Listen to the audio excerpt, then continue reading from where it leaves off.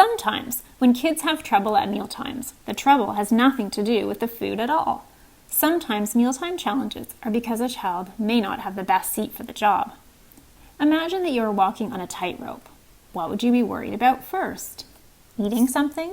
Trying a new food? Or trying not to fall over? When young kids are expected to eat in places that don't provide them with good stability, it is like putting them on a tightrope. It becomes much harder for them to stay seated at the table, eat foods that they like, learn to try new foods, and learn feeding skills such as eating with utensils and drinking from a cup. Consider this. Our body's first job is to breathe. Its next job is to make sure that our body is stable and that we're not going to fall over. So eating is not our body's first job. Eating can only happen once we know that we're in a stable position. When kids are small and they're sitting in a high chair, they feel secure. They're strapped in and they don't have to worry about helping to keep themselves stable. There's no leaving the table, no standing up, and no constant wiggling to find stability. But often when children outgrow their high chair or they start to resist sitting in it, we take them out and then expect them to sit in a chair that is much too big for them. Once again, this is like placing them on a tightrope. Suddenly, the child isn't focused on eating. They are worried about finding stability. They may sit on their knees, wiggle a lot, get up and walk around during meals, or try to eat while standing. The table may be too high for them, so they will have a harder time using utensils and drinking from a cup. Suddenly, mealtimes become much more challenging.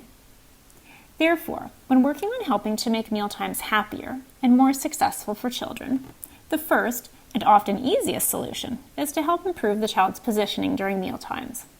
Take them off the tightrope and find the right seat for the job.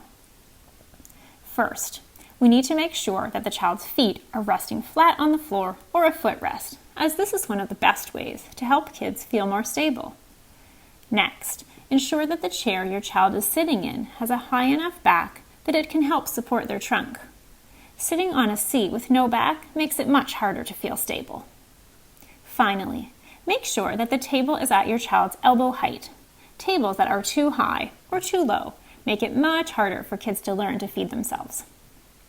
You can try a booster seat that attaches to the dining chair and has a seat belt to help secure the child. You can try a small table and chair that allows the child's feet to rest flat on the floor with the table at the child's elbow height. Or you can also try chairs made for children that have adjustable seats and footrests. Or make a footrest of your own by using a stool or wooden box. But what if your child still doesn't want to sit when eating? To help kids get used to sitting in the new booster seat or chair, try to make it fun. Let them decorate it with stickers and offer positive reinforcement when they stay seated. Be realistic with your expectations for how long the child should sit to eat. Start with a short period like a snack and then move to having the child sit for longer periods at meals.